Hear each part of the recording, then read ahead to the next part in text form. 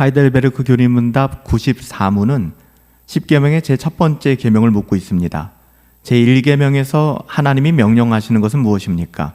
출애굽기 20장 1절부터 3절 말씀인데요.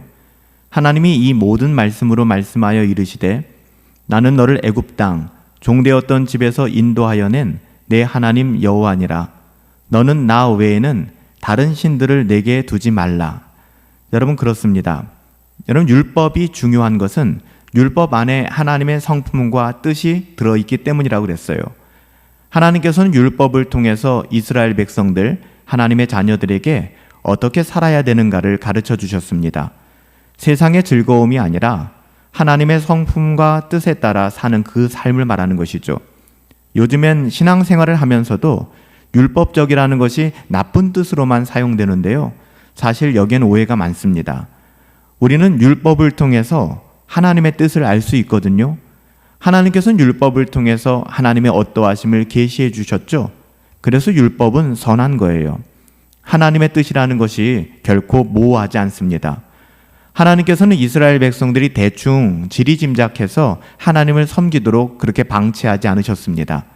하나님께서는 너무나도 분명하게 당신의 뜻을 밝혀주셨고 그것에 따라 이스라엘 백성들이 하나님의 뜻대로 살아갈 수 있도록 인도해 주셨어요. 그러니까 우리는 하나님께서 말씀하신 그대로, 하나님이 계시하신 그대로 순종하면 참된 행복을 누릴 수 있다는 것이죠. 그럼에도 불구하고 우리는 10계명 앞에 서면 이런 궁금증을 가질 수 있어요. 왜 오늘날까지 우리가 구약의 율법인 10계명을 지키며 살아가야 하지? 오늘 본문 출애굽기 20장 2절 말씀에 보면 이렇게 답하고 있죠. 나는 너를 애굽 땅 종되었던 집에서 인도하여 낸 너의 하나님 여호와라. 하나님은 이스라엘을 종되었던 곳에서 구원해 내셨어요. 사실 이게 복음이잖아요. 우리가 누리는 복음도 동일한 것이고요. 이스라엘 백성들은 하나님께 어떠한 조건을 만족시켜서 구원받은 것이 아니에요. 그저 은혜였죠. 전적인 하나님의 은혜. 이것이 출애굽 사건이고 우리들의 구원 사건이에요. 여기서 중요한 것은 그 순서인데요. 출애굽이라는 구원이 먼저 있었고 애굽에서 건져낸 후에 이스라엘 백성에게 율법을 주셨다는 거예요. 율법이 먼저가 아니라 구원이 먼저라는 것이죠. 이 순서가 중요해요. 이게 10계명을 지켜야 하는 큰 그림이 되는 것입니다. 하나님께서는 아무런 조건 없이 이스라엘 백성들이 아무것도 한 것이 없이 무조건 그들을 당신의 전능하신 능력으로 구원해 내셨습니다. 이런 복음의 현장, 이 현장에서 하나님께서는 이스라엘 백성들에게 어떻게 살아가야 하는지를 지금 말씀하고 계신 거예요. 10계명을 지켜 구원받으라고 하는 것이 아니라 은혜로 구원하신 이후에 이 험한 세상을 어떻게 살아가야 하는지 하나님께서는 하나님의 뜻을 밝히 보여주셨다는 것이죠. 그러니까 우리는 이 10계명을 단순한 율법의 요구가 아닌 복음적 시선으로, 시각으로 시야를 가지고 해석할 수 있어야 됩니다. 그래서 10계명을 볼 때 우리는 내가 너희를 종되었던 삶에서 구원했다라는 이 전제 조건을 항상 기억하고 10계명을 대해야 됩니다. 하나님께서 어떤 조건을 붙이시고 그 조건을 우리에게 요구하시고 우리가 그 요구를 만족시키면 구원하시겠다라고 말씀하지 않으셨어요. 만약 그랬다면 우리 중에 어느 누구도 구원에 이르지 못했을 거예요. 하나님께서는 우리를 은혜로 구원하셨고 그렇게 구원받은 우리가 하나님의 자녀답게 살아가는 그 행복을 누리게 하시기 위하여 율법을 주셨다는 것이죠. 우리로 하여금 하나님을 사랑하여 그 계명을 지키며 살아갈 수 있는 길을 구체적으로 열어주신 겁니다. 우리는 악한 세상에 오염되어 미혹되어 있거든요. 그래서 이것을 잘 분별할 줄 몰라요. 그런 우리들의 눈을 열어서 하나님의 나라와 하나님의 뜻을 보게 만들어 주신 것이죠. 이런 10계명 중에서 가장 먼저 주신 조항이 오늘 1계명인데요. 너는 나 외에 다른 신들을 내게 있게 하지 말아라. 이걸 간단하게 이야기하면 하나님 한 분으로 만족하라는 거예요. 이 세상에 다른 사람들이 섬기는 다른 헛된 우상들을 모두 다 제거하라는 것이죠.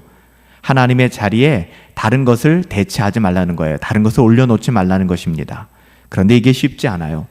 구약 이스라엘의 역사를 보면 그들도 출애굽 이후에 가나안 땅에 들어가 그들의 국가를 세우는 과정을 살펴보면 하나님의 크신 은혜 다 잊어버리고 말았잖아요. 그들에게 여전히 보암직해 보였던 애굽과 가나안 땅 사람들의 영향을 받아서 하나님 자리를 수많은 우상으로 대체하며 살아갔습니다. 그것이 우리가 알고 있는 바알, 또 아세라, 아스타롯, 밀곰 같은 구약에 나오는 수많은 우상들이었잖아요.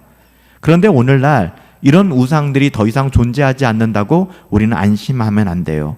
오히려 보이지 않는 우상이 우리들 가운데 있기 때문에 그래요. 차라리 보이는 우상이 있다면 우리가 조심할 텐데 오늘날 우리를 붙잡고 있는 우상들은 보이지 않기 때문에 우리는 더 조심해야 한다는 것이죠.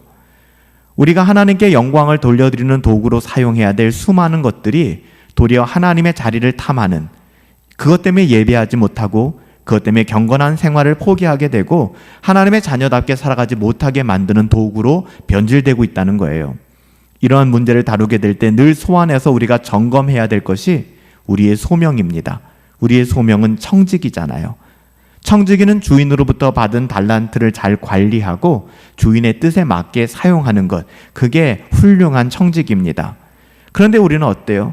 청지기임에도 불구하고 청지기로서의 삶을 잘 살아가고 있는가? 하나님 한 분으로 만족하며 하나님께 감사하는 삶을 살아가고 있는가? 아니면 하나님께서 주신, 우리에게 관리하라고 맡기신 수많은 것들을 우상으로 바꾸어서 우리 자신의 어떠함을 위해 사용하고 있는 것은 아닌지, 그것은 청지기에게 있어서 횡령이고 배임이며 범죄인 것입니다. 하나님의 자녀들은 모두 청지기니까요. 그래서 자기의 소유, 자신의 생명까지도 자신의 것이라고 착각해서는 안 되는 것입니다. 그래서 오늘 첫 번째 계명, 제1계명은 이 부분을 다루고 있는 거예요. 나 이외에는 다른 주인이 없다라고 말씀하는 것이죠. 너는 나 외에 다른 신들을 내게 두지 말아라 라고 말씀하는 것입니다. 우리가 이것을 분별할 수 있는 두 가지 테스트를 말씀드렸어요. 애정도 테스트고 또 하나는 신뢰도 테스트입니다. 우리가 정말로 이 세상을 살아가며 무엇을 사랑하고 있는가? 여러분 정말 하나님을 사랑하십니까?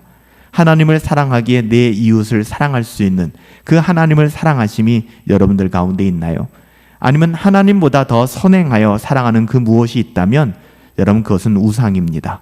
그것이 취미일 수도 있고 스포츠일 수도 있고 개인의 관심사일 수도 있고 직장의 여러 가지 일일 수도 있고 사람일 수도 있고 건강이나 다이어트 계획일 수도 있습니다. 물론 그것 자체가 나쁜 것이 아니지만 그것이 하나님의 자리를 빼앗아 간다면 그것이 바로 우상이라는 것이죠. 또 하나는 신뢰도 테스트입니다. 여러분 하나님을 신뢰하십니까? 아니면 여러분들이 신뢰하는 것은 정말 정작 다른 그 무엇입니까? 종교개혁자 마르틴 루터는 당신의 마음이 기울어지고 의지하게 만드는 것, 그것이 무엇이든 간에 그것이 바로 당신의 하나님이다. 그것이 바로 당신의 우상이다 라고 지적했습니다. 현대인들은 여러 중독에 노출되죠. 마약이나 도박, 술이나 포르노, 게임, 인터넷 쇼핑, 운동. 중독이라고 하는 것은 사람들의 마음을 온통 그리로 기울어지게 만드는 거예요. 우리는 괜찮다 여길지 모르겠지만 성경은 이것이 바로 탐심이며 우상 숭배다라고 이야기합니다. 신자로서 참 두려운 대목입니다. 우리의 삶을 돌아보아 우리는 정말 하나님 한 분으로 만족하며 살아가는가? 하나님을 사랑하고 있고 하나님을 신뢰하고 있는가? 여러분 살펴보시기 바랍니다. 너는 나 외에 다른 신을 내게 두지 말라. 오늘 하나님께서 우리에게 말씀하고 계십니다. 살아계신 아버지 하나님 이외에 다른 신들을 우리에게 두지 말라 그리 말씀하심에도 불구하고 보암직도 하고 먹음직도 하고 지혜롭게 할 만큼 탐스러운 것이 너무 많아 우리가 세상에 눈이 멀어 세상의 우상들을 하나님의 자리에 앉혀놓고 살아갈 때가 너무 많습니다.